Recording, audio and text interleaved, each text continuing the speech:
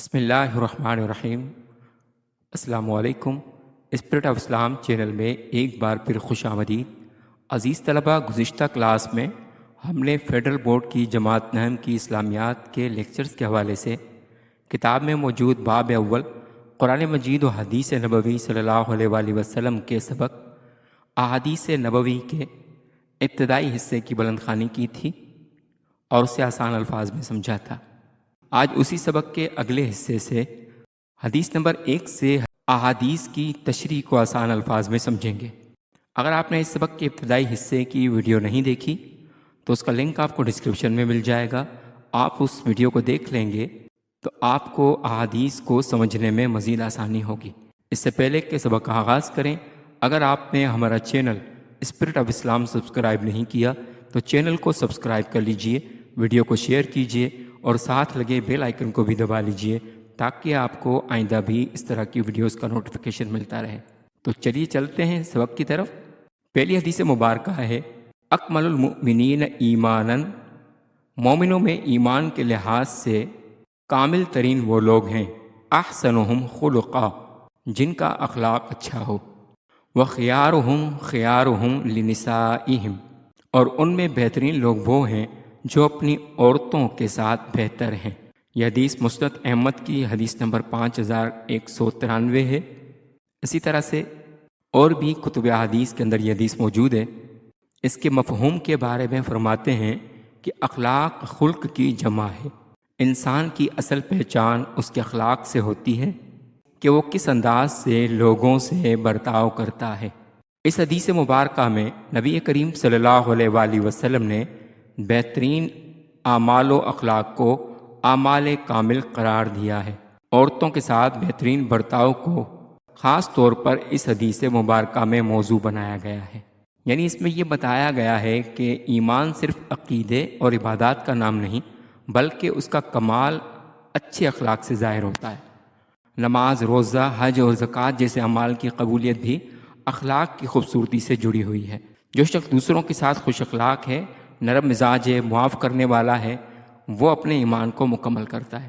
تو حسن اخلاق کی تعریف کے حوالے سے فرماتے ہیں کہ اللہ تعالیٰ کی مکمل اطاعت اور فرما برداری ایمان کا تقاضا ہے، اور ایمان کی علامت اچھے عادات و اطوار ہیں۔ اخلاق کے حسنہ میں وہ تمام اچھی عادات اور خوبیاں شامل ہیں جو انسان کی شخصیت کو بہت خوبصورت بناتی اور اس کی ذات کو سنوارتی ہیں۔ یعنی اس کے اندر صرف عبادات شامل نہیں ہیں بلکہ مسجد سے لے کر گھر تک اور گھر سے لے کر معاشرے تک تمام کے تمام لوگوں کے ساتھ حسن سلوک سے پیش آنا اعلیٰ اخلاق کی علامت ہے۔ ان اخلاق کے حسنہ میں سچائی، امانت و دیانت، صبر و استقلال، ایثار و قربانی، عفو و درگزر، محبت و رحمت، طہارت و پاکیزگی، عفت و حیا یعنی پاک دامنی، صلہ رحمی یعنی رشتہ داروں کے ساتھ اچھا سلوک کرنا، بڑوں کا ادب، چھوٹوں پر شفقت، والدین اور رشتہ داروں سے حسن سلوک، اور اللہ تعالیٰ کی مخلوق کے ساتھ حسن سلوک وغیرہ شامل ہیں۔ یہ ایسی اقدار ہیں جن پر عمل کر کے ایک مسلمان اپنی شخصیت کی بہترین تعمیر و تشکیل کرتا ہے۔ یعنی گویا اس میں یہ بتایا جا رہا ہے کہ بہت سے لوگ باہر کے لوگوں کے ساتھ تو بہت اچھے ہوتے ہیں لیکن اپنے گھر والوں، خاص طور پر بیوی کے ساتھ سخت رویہ رکھتے ہیں۔ نبی کریم صلی اللہ علیہ وآلہ وسلم نے یہاں واضح فرما دیا کہ سب سے بہتر وہ ہے جو اپنی بیوی کے ساتھ اچھے اخلاق کا مظاہرہ کرے۔ اور یہ صرف نبی کریم صلی اللہ علیہ وآلہ وسلم نے فرمایا ہی نہیں بلکہ آقا علیہ الصلوۃ والسلام نے اپنے عمل سے بھی اپنی ازواج مطہرات کے ساتھ حسن سلوک اور اچھے رویے کا عملی مظاہرہ کر کے دکھایا، کیونکہ اصل امتحان گھر والوں کے ساتھ ہے جہاں انسان کی اصل طبیعت اور سیرت ظاہر ہوتی ہے۔ آگے کہتے ہیں اسلام میں حسن اخلاق کو اختیار کرنے کی بہت تاکید فرمائی گئی ہے اور اس کو ایمان کامل کی نشاندہی و علامت قرار دیا گیا ہے۔ رسول اللہ صلی اللہ علیہ وآلہ وسلم کی ذات اقدس خلق عظیم کا اعلیٰ نمونہ ہے۔ ارشاد الہی ہے سورۃ القلم کی آیت نمبر 4، وَإِنَّكَ لَعَلَىٰ خُلُقٍ عَظِيمٍ۔ اس کا ترجمہ ہے اور بے شک آپ اخلاق کے اعلیٰ مرتبے پر ہیں۔ یعنی نبی کریم صلی اللہ علیہ وآلہ وسلم کے اخلاق کے حوالے سے نہ صرف یہ کہ لوگوں کی زبان مبارک سے نبی کریم صلی اللہ علیہ وآلہ وسلم کو اچھے اخلاق کا حامل قرار دیا گیا بلکہ رب کائنات نے خود نبی کریم صلی اللہ علیہ وآلہ وسلم کو اعلیٰ اخلاق پر فائز قرار دیا ہے۔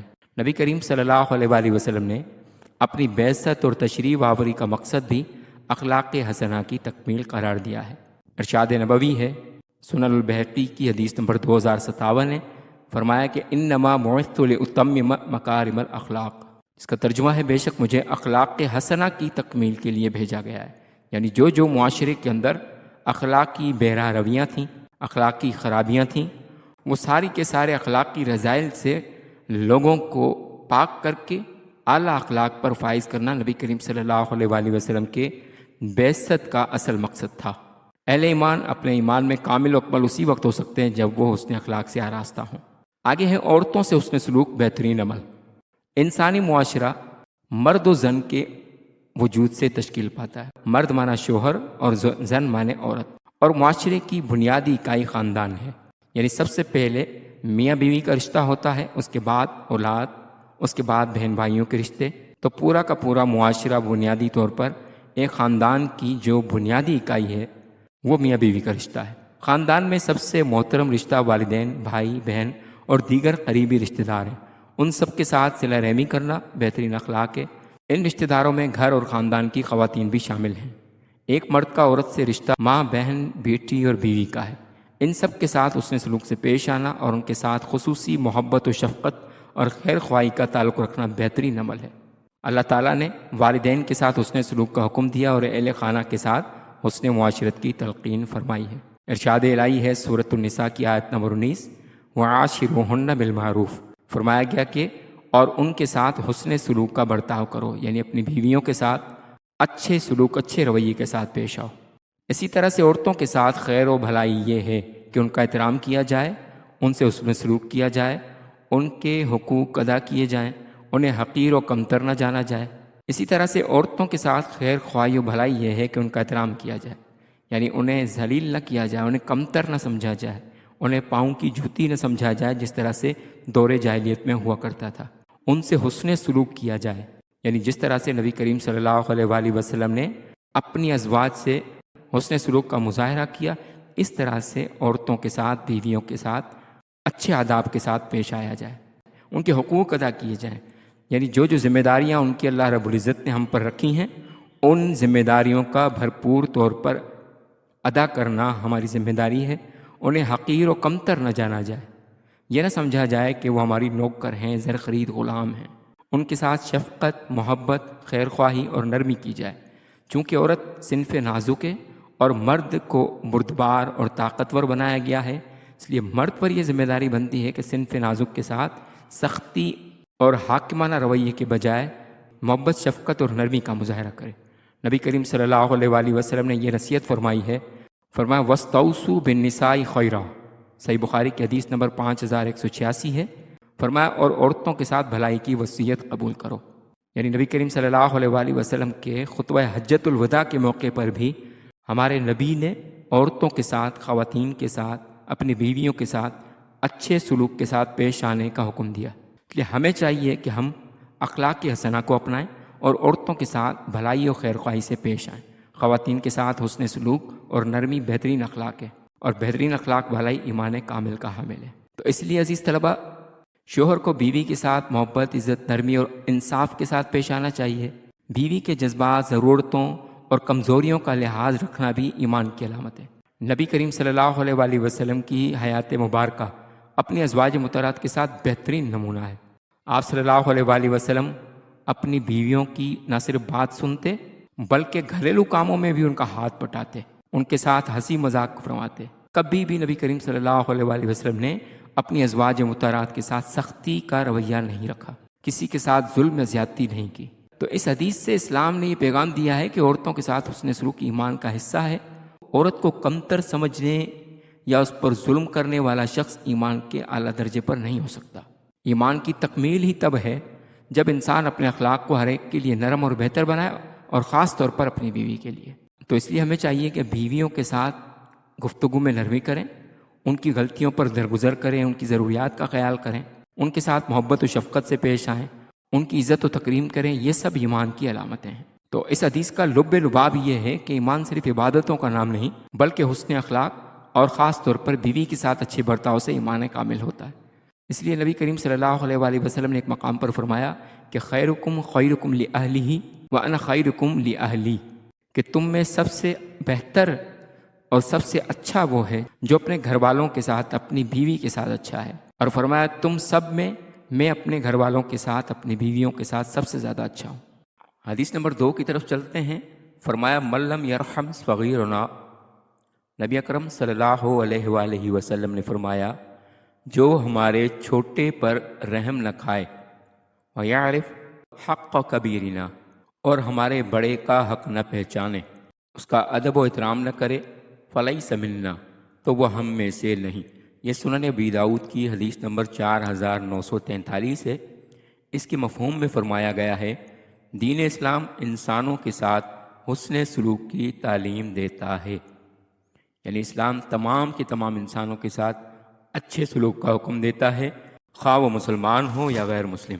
انسانی معاشرے میں انسانوں کی معاشرتی حیثیت سے قطع نظر ان کے ساتھ اخلاق سے پیش آنے کی تعلیم دی گئی ہے، یعنی کوئی کسی بھی حیثیت میں ہو، چاہے چھوٹا ہو یا بڑا، امیر ہو یا غریب، تمام کے ساتھ یکساں حسن سلوک، تمام کے ساتھ ایک جیسے اخلاق سے پیش آنے کا حکم دیا گیا ہے۔ اس حدیث مبارکہ میں نبی کریم صلی اللہ علیہ وآلہ وسلم نے ان لوگوں کو تنبیہ کی ہے جو بچوں کے ساتھ رحم اور بڑوں کا ادب نہیں کرتے۔ امت مسلمہ کا ہر فرد اس اخلاق حسنہ سے آراستہ ہوتا ہے کہ وہ اپنے کم عمر یعنی بچوں کے ساتھ شفقت، محبت اور نرمی اور رحم دلی سے پیش آتا ہے، جبکہ اپنے بڑوں کے حقوق کو سمجھنے والا اور ان کا ادب و احترام کرنے والا ہوتا ہے۔ تو پہلے نمبر پر ہے چھوٹوں پر رحم۔ رحم کرنا اللہ تعالیٰ کی صفت ہے، اسی وجہ سے اللہ رب العزت کا نام رحمان ہے، اور اسی لفظ رحم سے لفظ نکلا ہے رحم مادر، یعنی ماں کا پیٹ۔ چونکہ ماں بھی اپنے پیٹ کے بچے کے لیے بہت زیادہ شفقت اور رحم کرنے والی ہوتی ہے، اس لیے ماں کے پیٹ کو رحم مادر کہا گیا ہے۔ اسی طرح سے نبی کریم صلی اللہ علیہ وآلہ وسلم بھی رحمت للعالمین، یعنی اسی لفظ سے رحمت للعالمین نکلا ہے، رحمان نکلا ہے اور رحم مادر نکلا ہے۔ اہل ایمان کو بھی اس صفت کو اختیار کرنے کا حکم دیا گیا ہے۔ بچوں کے ساتھ رحم کا معاملہ کرنے سے مراد یہ ہے کہ ان کے ساتھ ہمیشہ شفقت سے پیش آیا جائے، ان کے ساتھ نرمی کی جائے، اور ان سے کوئی غلطی یا خطا ہو جائے تو عفو و درگزر سے کام لیا جائے، یعنی درگزر کیا جائے۔ اب اس حدیث مبارکہ میں لفظ استعمال ہوا ہے فَلَيْسَ مِنَّا، یعنی وہ ہم میں سے نہیں۔ تو اس کا مطلب یہ نہیں کہ وہ اسلام سے خارج ہے، بلکہ یہ ایک طرح کی سخت تنبیہ ہے، یعنی ایسا شخص ہمارے طریقے پر نہیں ہے، ہمارے اخلاق پر نہیں ہے اور سنت کے راستے کے خلاف چلنے والا ہے۔ تو حدیث کے پہلے حصے میں یہ بتایا گیا ہے کہ بچوں اور کمزوروں پر شفقت ایمان کا لازمی حصہ ہے۔ بچوں کی تربیت محبت اور نرمی سے کرنی چاہیے، سختی اور ظلم سے نہیں کرنی چاہیے۔ نبی کریم صلی اللہ علیہ وآلہ وسلم خود بچوں کے ساتھ بہت محبت فرمایا کرتے تھے۔ آپ راستے میں گزرتے ہوئے چھوٹے بچوں کو خود سلام کرنے میں پہل فرمایا کرتے تھے۔ راستے میں بچوں کو ازراہ شفقت و محبت ان کے چہروں پر اپنے مبارک ہاتھ پھیر دیا کرتے تھے، ان کے سروں پر اپنے ہاتھ پھیر دیا کرتے تھے، بچوں کے ساتھ کھیلا کرتے، اپنے نواسوں حضرت امام حسن اور امام حسین رضی اللہ تعالیٰ عنہما کو اپنے کندھوں پر بٹھا لیا کرتے۔ اسی وجہ سے نبی کریم صلی اللہ علیہ وآلہ وسلم نے ایک اور مقام پر فرمایا من لا یرحم لا یرحم، جو رحم نہیں کرتا اس پر رحم نہیں کیا جاتا۔ یہاں تک کہ نبی کریم صلی اللہ علیہ وآلہ وسلم بچوں سے محبت کا اظہار اس طرح فرماتے کہ ایک محفل میں آپ کے گرد صحابہ کرام کے ساتھ ساتھ ایک چھوٹا بچہ بیٹھا ہوا تھا، تو نبی کریم صلی اللہ علیہ وآلہ وسلم کے پاس دودھ کا پیالہ آیا۔ حضور علیہ الصلوۃ والسلام نے اس دودھ کے پیالے کو تھوڑا سا پیا، حضور علیہ الصلوۃ والسلام نے اس دودھ کے پیالے میں سے تھوڑا سا دودھ پیا، اور بقیہ جب دودھ بچا تو نبی کریم صلی اللہ علیہ وآلہ وسلم نے اس بچے سے فرمایا کہ اسلامی اصولوں کے مطابق دائیں طرف سب سے پہلے تم بیٹھے ہو، یعنی میرے سیدھے ہاتھ کی طرف تم بیٹھے ہو اور تم چھوٹے ہو، تو اصول کے مطابق تو یہ دودھ پہلے تمہیں ملنا چاہیے، لیکن اگر تم اجازت دو تو میں کسی بڑے کو یہ دودھ کا پیالہ پیش کر دوں۔ تو اس بچے نے کہا کہ یا رسول اللہ صلی اللہ علیہ وسلم، اگر یہ دودھ کا پیالہ آپ کے مبارک لبوں سے نہ لگا ہوتا، یعنی اگر آپ نے نہ پیا ہوتا تو میں ایثار کر سکتا تھا، لیکن چونکہ آپ کے لب مبارک اس پیالے سے لگے ہیں، اس لیے میری محبت کا تقاضا یہ ہوگا کہ پہلے میں ہی پیوں۔ تو نبی کریم صلی اللہ علیہ وآلہ وسلم نے پھر اسی بچے کو وہ دودھ کا پیالہ دیا۔ تو اس طرح سے ہمارے نبی صلی اللہ علیہ وآلہ وسلم بچوں سے شفقت فرمایا کرتے تھے۔ آگے کہتے ہیں بڑوں کا احترام۔ انسانی معاشرے میں کچھ افراد عمر، عہدے اور علم کے لحاظ سے بڑے شمار کیے جاتے ہیں، یعنی کوئی ہم سے عمر میں بڑا ہوتا ہے، کوئی رتبے اور عہدے میں بڑا ہوتا ہے، اور کوئی علم کے لحاظ سے ہم سے بڑا ہوتا ہے۔ ان تینوں درجات کا احترام اور حق ادا کرنے اور ان کو سمجھنے کی تلقین کی گئی ہے۔ عمر میں بڑے افراد سے مراد والدین، بڑے بہن بھائی، عزیز و رشتہ دار، اساتذہ اور دیگر افراد شامل ہیں۔ ان سب کی تعظیم، احترام اور اکرام ضروری ہے۔ بڑوں کے احترام میں یہ بات بھی شامل ہے کہ ان کی نصیحت سنی جائے، ان کی خدمت کی جائے، کیونکہ بڑوں کی عزت کرنا اسلامی معاشرت کا بنیادی اصول ہے۔ تو بزرگوں کی بات کو غور سے سننا، ان کے تجربے اور مقام کا احترام کرنا، ان کے سامنے اونچی آواز سے بات نہ کرنا، ان کی خدمت کرنا، یہ سب ان کے حقوق میں شامل ہے۔ اس لیے نبی کریم صلی اللہ علیہ وآلہ وسلم نے ایک اور مقام پر فرمایا، لیس منا من لم یعقر کبیرنا، وہ ہم میں سے نہیں جو ہمارے بڑوں کی توقیر نہ کرے، یعنی بڑوں کی عزت نہ کرے۔ تو حاصل حدیث میں فرماتے ہیں کہ اس حدیث میں یہ تعلیم دی گئی ہے کہ اہل ایمان کی خوبی یہ ہے کہ وہ اپنے چھوٹوں یعنی بچوں کے ساتھ رحمت و شفقت سے پیش آتے ہیں، ان کے ساتھ نرمی اور محبت کا سلوک کرتے ہیں، اور اسی طرح بچوں کو بھی یہ ادب سکھانا ضروری ہے کہ جو عمر، علم اور عہدے میں ہمارے بڑے ہیں ان کی قدر و منزلت پہچانیں اور ان کا ادب و احترام کریں۔ جو معاشرہ اپنے چھوٹوں کے ساتھ شفقت و محبت اور رحم و کرم کا سلوک کرتا ہے، اس معاشرے کے بچے اپنے بڑوں کا ادب و احترام کرتے ہیں، اور یہی قدریں کسی فلاحی معاشرے کی بنیادیں ہیں۔ یعنی کہ یہ حدیث مبارکہ ہمیں بتاتی ہے کہ ایک مثالی معاشرہ اصل میں وہ ہوتا ہے جہاں چھوٹوں پر شفقت اور بڑوں کا احترام دونوں موجود ہوں۔ اگر ان دونوں پہلوؤں میں کمی آ جائے گی تو معاشرے کا توازن بگڑ جائے گا۔ اس معاشرے میں نہ بچے صحیح تربیت پا سکیں گے، نہ بزرگ اپنی عزت کے ساتھ زندگی گزار پائیں گے۔ اور جو ان دونوں پہلوؤں کو چھوڑ دے وہ نبی کریم صلی اللہ علیہ وآلہ وسلم کی سنت اور امت مسلمہ کے اعلیٰ اخلاق کی معیار سے باہر چلا جاتا ہے، کیونکہ اسلام کا اصل حسن ہی رحمت اور احترام ہے۔ اسی طرح سے حدیث نمبر 3 کو پڑھ لیتے ہیں۔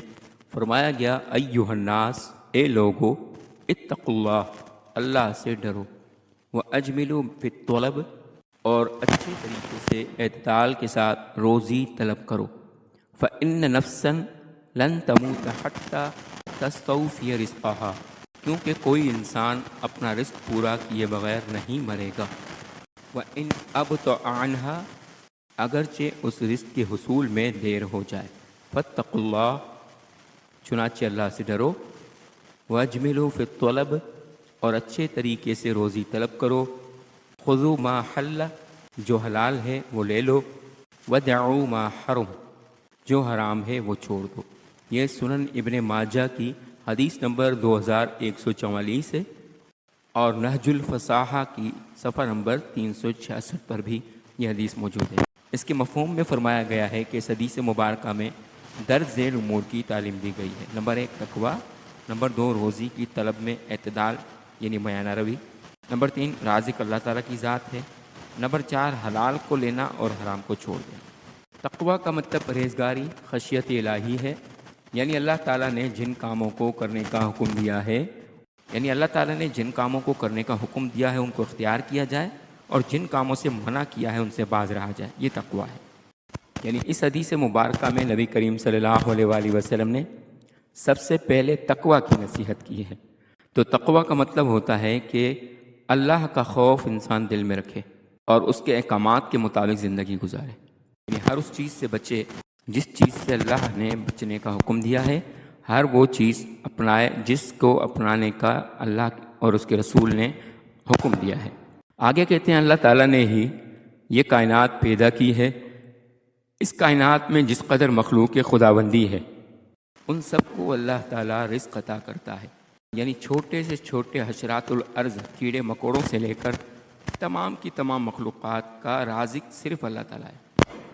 اللہ تعالیٰ ہی نے انسانوں کے لیے رزق مقرر کر دیا ہے، رازق وہی ہے، ارشاد الہی ہے، قل ان ربی یبسط الرزق لمن یشاء من عبادہ ویقدر لہ، سورۃ السبا کی آیت نمبر 39 ہے، جس کا ترجمہ ہے آپ یعنی خاتم النبیین صلی اللہ علیہ وآلہ وسلم فرما دیجئے، یعنی حضور علیہ الصلوۃ والسلام کو کہا گیا کہ آپ فرما دیجئے بے شک میرا رب جس کے لیے چاہتا ہے رزق کشادہ فرماتا ہے اپنے بندوں میں سے، اور تنگ کرتا ہے جس کے لیے چاہے، یعنی جسے چاہے رزق بڑھا کر دے اور جس کے لیے چاہے رزق کی تنگی پیدا کر دے۔ وما انفقتم من شیء، اور جو چیز تم خرچ کرتے ہو، فہو یخلفہ، تو وہ اس کی جگہ اور عطا فرماتا ہے، وہو خیر الرازقین، اور وہ بہترین رزق دینے والا ہے۔ یہ سورۃ السبا کی آیت نمبر 39 ہے۔ رزق ایک ایسی نعمت ہے جس کی تقسیم کا ذمہ اللہ تعالیٰ نے اپنے پاس رکھا ہے۔ کچھ لوگ توکل یعنی اللہ کی ذات پر بھروسہ اور یقین کی کمی کا شکار ہو کر قبل از وقت ضرورت سے زائد طلب کرنے یا لالچ کرنے کا شکار ہو کر ناجائز و حرام ذرائع کے استعمال سے اپنا حلال رزق بھی حرام کر لیں۔ اسی لیے نبی کریم صلی اللہ علیہ وآلہ وسلم نے فرمایا کہ رزق طلب کرنے کے معاملے میں اعتدال سے کام لیا جائے، رزق حلال کے حصول کی محنت کی جائے اور حرام سے اپنے آپ کو بچایا جائے، کیونکہ ہر انسان کا رزق اللہ نے پہلے لکھ دیا ہے۔ کوئی بھی انسان موت سے پہلے ایک نوالا تک چھوڑ کر اس دنیا سے نہیں جا سکتا۔ جو جس کے نصیب میں جتنا اللہ نے لکھ دیا ہے وہ اسے مل کر ہی رہے گا۔ یہ انسان کے اپنے اوپر ہے کہ وہ اس رزق کے حاصل کرنے میں جائز ذرائع استعمال کرتا ہے یا ناجائز ذرائع۔ جائز ذرائع استعمال کرنا چاہے گا جائز طریقے سے اسے ملے گا، ناجائز ذرائع استعمال کرنا چاہے گا تو ناجائز طریقے سے اسے ملے گا۔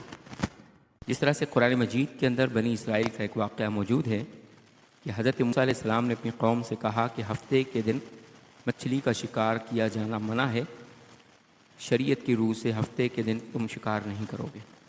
اب ان لوگوں کے دلوں میں لالچ تھی کہ ایک دن کا شکار ہمارا ضائع ہو جائے گا، اگر ہم نے اس دن مچھلیاں نہ پکڑیں تو ہم مالی تنگی کا شکار ہو جائیں گے۔ تو انہوں نے بجائے اس کے کہ حضرت موسیٰ علیہ السلام کا حکم مانتے، وہ کیا کرتے کہ ہفتے کے دن دریا میں جال ڈال دیتے اور اس جال کو ڈال کر صبح سے شام تک چھوڑ دیتے تاکہ پورا دن اس جال میں جو مچھلیاں آئیں وہ ایک طرف آ جائیں، اور جب اگلا دن آتا، اتوار کا دن آتا، تو اس جال میں جو مچھلیاں آ چکی ہوتی پہلے ان کو کھینچ کر وہ نکال لیتے، پھر اتوار کے دن اگلے شکار کے لیے وہ تیاریاں شروع کر دیتے۔ یعنی وہ اپنے گمان کے مطابق اللہ اور اس کے رسول کو دھوکہ دینے کی کوشش کر رہے تھے کہ چلو ہفتے کے دن ہم نے حکم کے مطابق شکار نہیں کیا۔ جب اللہ رب العزت نے دیکھا کہ جو رزق میں نے ان کے نصیب میں لکھ دیا ہے وہ یہ دوسرے طریقے سے حاصل کرنا چاہتے ہیں، اللہ کے حکم کی نافرمانی کرنا چاہتے ہیں، تو اللہ تعالیٰ نے جو مزید 6 دن اتوار سے لے کر جمعہ کے روز تک جو مچھلیاں ان کے نصیب میں لکھ دی تھیں، اللہ پاک نے وہ ساری کی ساری مچھلیاں اللہ تعالیٰ ہفتے کے دن ان کے جال میں ڈال دیتا۔ وہ بہت ساری مچھلیاں دیکھ کر ہفتے کے دن خوش ہو جاتے کہ چلو بھائی بلا وجہ اس دن ہم چھٹی کرتے، دیکھو ہفتے کے دن کتنی ساری مچھلیاں ہم نے پکڑ لیں۔ لیکن نتیجتاً چونکہ انہوں نے اللہ کی نافرمانی کی، اللہ کی ذات پر بھروسہ نہیں کیا، تو وہ پورے ہفتے کی جو مچھلیاں ان کے نصیب میں لکھی ہوئی تھیں وہ اللہ تعالیٰ ہفتے والے روز دے دیتا، بقیہ 6 دن وہ سارا دن بیٹھے ہوئے مکھیاں مارتے رہتے، ایک مچھلی ان کے نصیب میں نہیں آتی۔ تو اسی طرح سے جو انسان جس طرح چاہتا ہے اللہ تعالیٰ اس کو اس کا رزق اس طریقے سے دیتا ہے۔ حضرت علی رضی اللہ تعالیٰ عنہ کا واقعہ ہے کہ حضرت علی رضی اللہ تعالیٰ عنہ ایک مرتبہ سفر پر تھے، راستے میں نماز کا وقت ہو گیا، آپ نے چاہا کہ مسجد جا کر نماز ادا کروں، تو حضرت علی رضی اللہ تعالیٰ عنہ نے دیکھا، تو حضرت علی رضی اللہ تعالیٰ عنہ نے اپنے گھوڑے اور اپنے زرہ کی حفاظت کے لیے ایک راہ چلتے ہوئے شخص سے کہا کہ میری یہ زرہ اور میرا یہ گھوڑا اپنے پاس رکھو، امانت کے طور پر میں نماز سے واپس آ کر تم سے لے لوں گا۔ حضرت علی رضی اللہ تعالیٰ نماز پر چلے گئے، نماز ادا فرما کر جب واپس ہوئے، ابھی مسجد سے نکلے بھی نہ تھے کہ آپ کے ذہن میں خیال آیا کہ اس شخص نے کافی دیر تک میرے گھوڑے اور میری زرہ کی حفاظت کی ہے، لہذا انعام کے طور پر میں اسے زرہ اسے دے دوں گا تاکہ وہ انعام کے طور پر اسے مل جائے، گھوڑا اس سے میں لے لوں گا۔ جو ہی آپ مسجد سے باہر نکلے، آپ نے باہر دیکھا تو درخت کے پاس آپ کا گھوڑا بندھا ہوا تھا اور وہ شخص اس زرہ سمیت غائب ہو چکا تھا، یعنی وہ زرہ لے کر بھاگ گیا تھا۔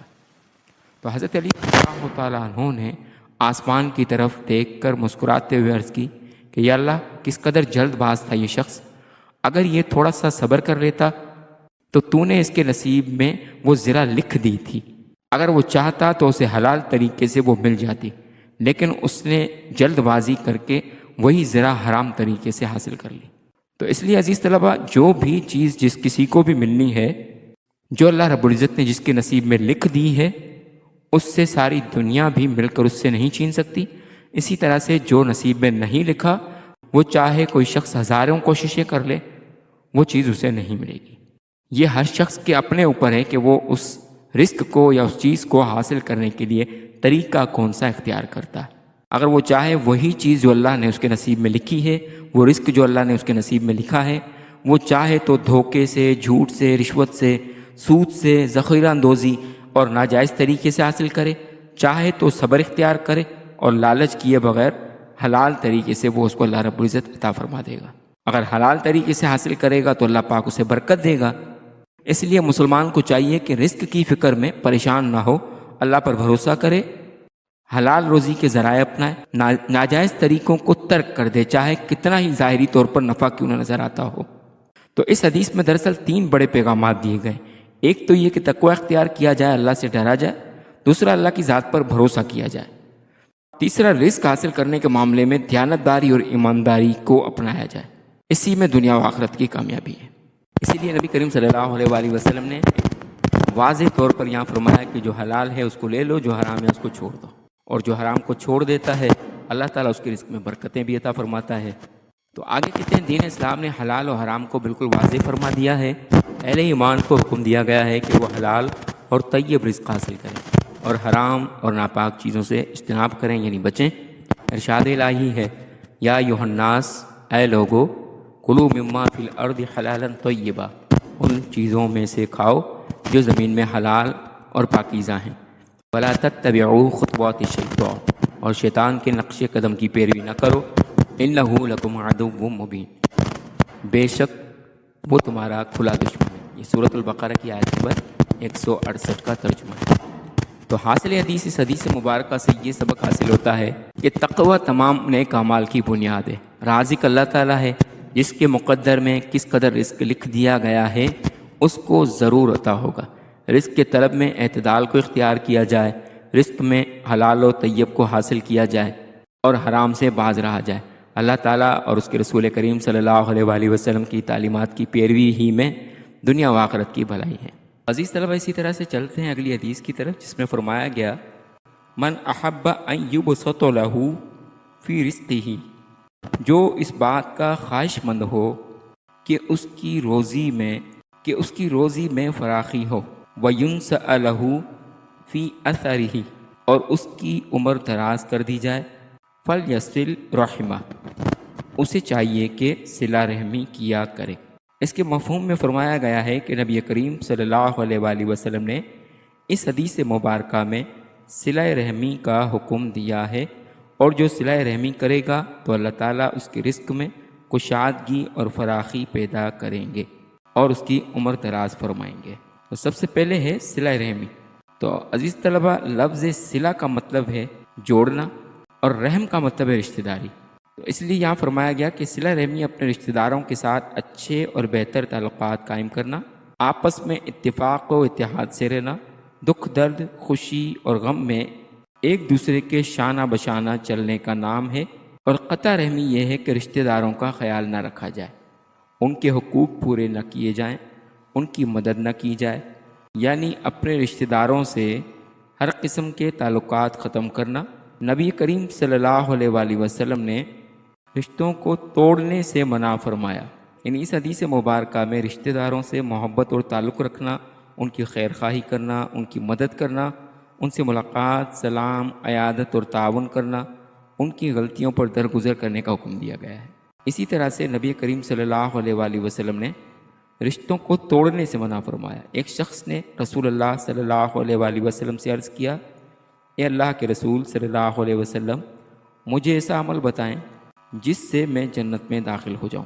نبی کریم صلی اللہ علیہ وآلہ وسلم نے فرمایا تعبد اللہ، اللہ کی عبادت کرو، لا تشرک بہ شیئا، اس کے ساتھ کسی کو شریک نہ بناؤ، وتقیم الصلاۃ، نماز قائم کرو، وتؤتی الزکاۃ، زکوٰۃ دو، وتصل الرحم، اور رشتہ داروں کے ساتھ حسن سلوک کرو۔ یہ صحیح بخاری کی حدیث نمبر 5983 ہے۔ صلہ رحمی کا شمار بھی ان اعمال میں ہے جو انسان کو جنت کا مستحق بناتے ہیں۔ قطع رحمی کرنے والا جنت سے محروم رہے گا، کیونکہ قرآن و حدیث میں قطع رحمی کی سخت مذمت آئی ہے۔ قرآن مجید کی سورۃ البقرہ کی آیت نمبر 27 میں اللہ رب العزت نے فرمایا وَيَقْطَعُونَ مَا أَمَرَ اللَّهُ بِهِ أَن يُوصَلَ، یعنی وہ لوگ جو اس رشتے کو کاٹتے ہیں جسے اللہ نے جوڑنے کا حکم دیا۔ اور بخاری اور مسلم کے اندر نبی کریم علیہ الصلوۃ والسلام نے فرمایا لا يدخل الجنت قاطع الرحم، رشتہ توڑنے والا جنت میں داخل نہیں ہوگا۔ تو اس حدیث میں یہ واضح کیا گیا ہے کہ صلہ رحمی کے نتیجے میں دو بڑے فائدے ہوتے ہیں۔ پہلے نمبر پر رزق میں کشادگی ہوتی ہے، انسان کے رزق میں برکت آتی ہے۔ اللہ تعالیٰ اسے شخص کے رزق میں برکت ڈال دیتا ہے، چاہے کم ہو لیکن کفایت کرنے لگتا ہے، کاروبار یا روزی میں ترقی ہوتی ہے۔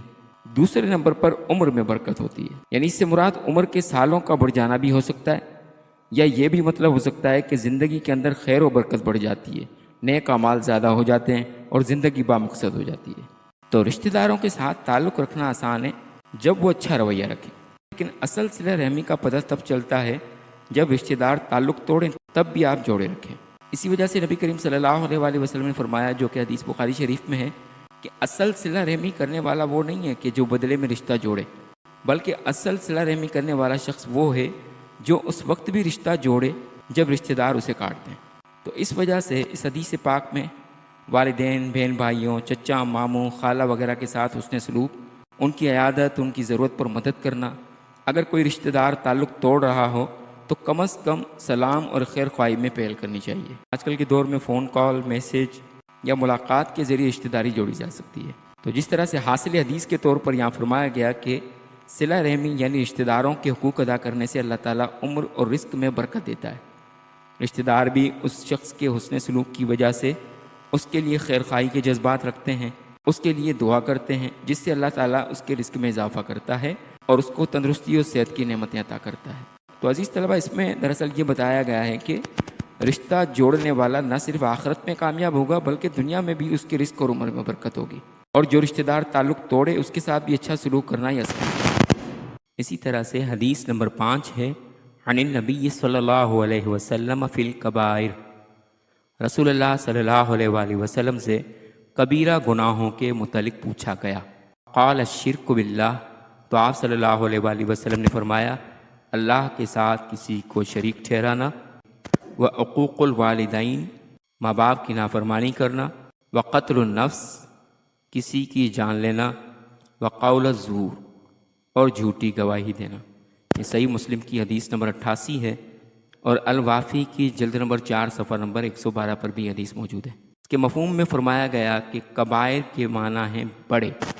حدیث مبارکہ میں اس سے مراد بڑے اور کبیرہ گناہ ہیں، جن میں سے 4 کا اس حدیث مبارکہ میں ذکر کیا گیا ہے۔ یہ بڑے گناہ اسلام کی بنیادی تعلیمات کے منافی ہیں۔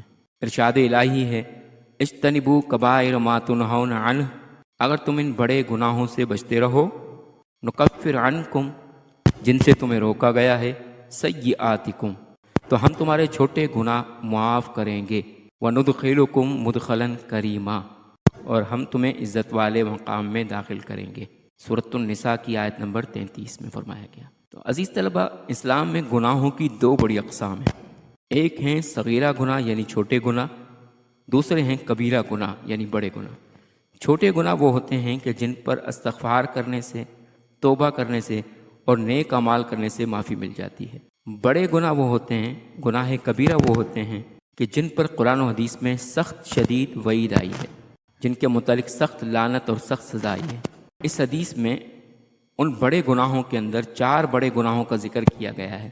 پہلے نمبر پر ہے اللہ تعالیٰ کے ساتھ کسی کو شریک ٹھہرانا۔ شرک اللہ تعالیٰ کی ذات، صفات اور افعال میں کسی غیر کو شریک کرنے کا نام ہے۔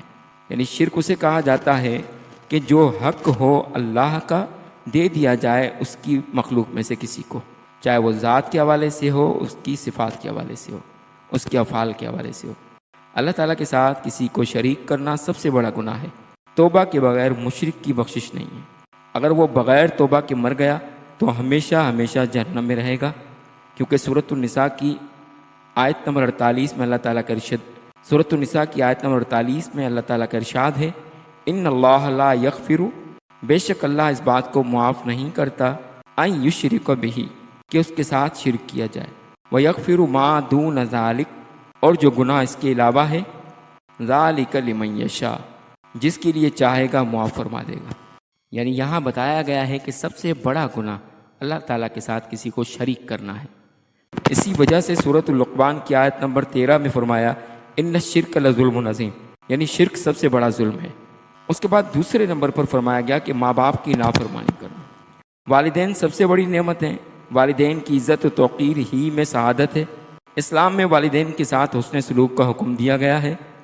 اللہ تعالیٰ کا ارشاد ہے، وَقَضَىٰ رَبُّكَ أَلَّا تَعْبُدُوا إِلَّا إِيَّاهُ، اور آپ کے رب نے حکم فرمایا ہے کہ تم اس کے سوا کسی کی عبادت نہ کرو۔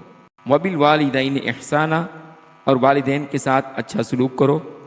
إِمَّا يَبْلُغُنَّ عِندَكَ الْكِبَرَ أَحَدُهُمَا أَوْ كِلَاهُمَا، اگر تمہارے سامنے بڑھاپے کو پہنچ جائیں ان میں سے کوئی ایک یا دونوں، فَلَا تَقُل لَّهُمَا أُفٍّ، تو انہیں اف تک نہ کہنا، وَلَا تَنْهَرْهُمَا، اور نہ ہی انہیں جھڑکنا، وَقُل لَّهُمَا قَوْلًا كَرِيمًا، اور ان سے ادب سے بات کرنا۔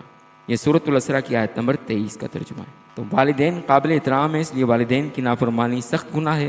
وہ بہت بد نصیب ہے جو اپنے والد کی بددعا ہے، کیونکہ ماں باپ کی نافرمانی کرنا، انہیں ستانا، ان کے ساتھ سختی کبیرہ گناہوں میں شامل کیا گیا ہے۔ اس لیے نبی کریم صلی اللہ علیہ وآلہ وسلم نے بھی فرمایا کہ رضا اللہ فی رضا الوالدین، اللہ کی رضا والدین کی رضا میں ہے، وسخط اللہ فی سخط الوالدین، اور اللہ کی ناراضگی والدین کی ناراضگی میں ہے۔ تیسرے نمبر پر ہے کسی کی جان لینا۔ جان و مال کی حفاظت دین اسلام کی بنیادی تعلیمات میں سے ہے۔ انسانی جان بہت ہی محترم ہے، کسی بھی انسان کا ناحق قتل کبیرہ گناہ ہے۔ ارشاد الہی ہے، وَلَا تَقْتُلُوا النَّفْسَ الَّتِي حَرَّمَ اللَّهُ إِلَّا بِالْحَقِّ، سورۃ الانعام کی آیت نمبر 151 ہے، جس کا ترجمہ ہے، اور ناحق اس جان کو قتل نہ کرو جسے قتل کرنا اللہ نے حرام ٹھہرایا ہے۔ یعنی کسی معصوم انسان کو قتل کرنا اللہ کے نزدیک بہت بڑا گناہ ہے۔ اسی وجہ سے سورۃ المائدہ کی آیت نمبر 32 میں اللہ رب العزت نے فرمایا، من قتل نفسا بغیر نفس او فساد فی الارض، جس نے کسی ایک جان کو ناحق قتل کیا، فکأنما قتل الناس جمیعا، گویا اس نے تمام انسانوں کو قتل کیا۔ اسی طرح سے اس حدیث مبارکہ میں چوتھے نمبر پر فرمایا گیا جھوٹی گواہی۔ جھوٹ بولنا بہت بڑی برائی ہے، اللہ تعالیٰ نے جھوٹے شخص پر لعنت کی ہے۔ یعنی قرآن مجید میں اللہ رب العزت نے فرمایا، لعنت اللہ علی الکاذبین، جھوٹی گواہی دینا اور جھوٹی گواہی سے کسی مسلمان کا مال، عزت یا جان کو نقصان پہنچانا کبیرہ گناہ ہے۔ یعنی چوتھے نمبر پر جھوٹی گواہی دینا بھی گناہ کبیرہ ہے۔ جھوٹی گواہی کی وجہ سے بہت سے لوگوں کے حقوق ضائع ہو جاتے ہیں، بہت سے معصوم بے گناہ لوگوں پر ظلم ہوتا ہے، بہت سے لوگوں کو وہ چیز مل جاتی ہے جس کے وہ حقدار نہیں۔ جھوٹی گواہی میں یہ بھی شامل ہے کہ کوئی شخص کسی نااہل کی سفارش کرے اور اسے مالی فائدہ پہنچانے کے لیے جھوٹی گواہی دے، اور وہ یہ سمجھے کہ میں تو نیکی کر رہا ہوں، حالانکہ وہ جھوٹی گواہی دے کر کبیرہ گناہ کا ارتکاب کر رہا ہوتا ہے۔ اسی وجہ سے سورۃ الفرقان کی آیت نمبر 72 میں فرمایا گیا کہ رحمان کے سچے بندوں کی صفت بیان کرتے ہوئے اللہ تعالیٰ نے فرمایا، والذین لا یشہدون الزور، یعنی فرمایا وہ جو جھوٹی گواہی نہیں دیتے۔ یعنی جھوٹی گواہی دینا اتنا بڑا گناہ ہے کہ نبی کریم صلی اللہ علیہ وآلہ وسلم نے اسے شرک اور قتل کے ساتھ ذکر فرمایا۔ جھوٹی گواہی معاشرتی عدل کو، انصاف کو تباہ کرتی ہے، مظلوم کو اس کا حق نہیں ملتا۔ اسی وجہ سے قرآن مجید کی سورۃ الحج کی آیت نمبر 30 میں اللہ رب العزت نے فرمایا، فَاجْتَنِبُوا الرِّجْسَ مِنَ الْأَوْثَانِ، یعنی بت پرستی سے بچو، وَاجْتَنِبُوا قَوْلَ الزُّورِ، اور جھوٹی بات سے بھی بچو۔ تو حاصل حدیث، اس حدیث سے مبارکہ میں 4 بڑے گناہوں کا ذکر کر کے ہمیں ان سے بچنے کا حکم دیا گیا ہے۔ ان کبیرہ گناہوں میں اللہ تعالیٰ کے ساتھ شرک کے علاوہ والدین کی نافرمانی، کسی کو ناحق قتل کرنا اور جھوٹی گواہی شامل ہیں۔ ان کبیرہ گناہوں سے اجتناب کا حکم دیا گیا ہے۔ مسلمانوں کی سعادت و بھلائی اسی میں ہے کہ وہ نبی کریم صلی اللہ علیہ وآلہ وسلم کی تعلیمات پر عمل پیرا ہوں، تاکہ وہ دنیا و آخرت میں کامیاب ہو سکیں۔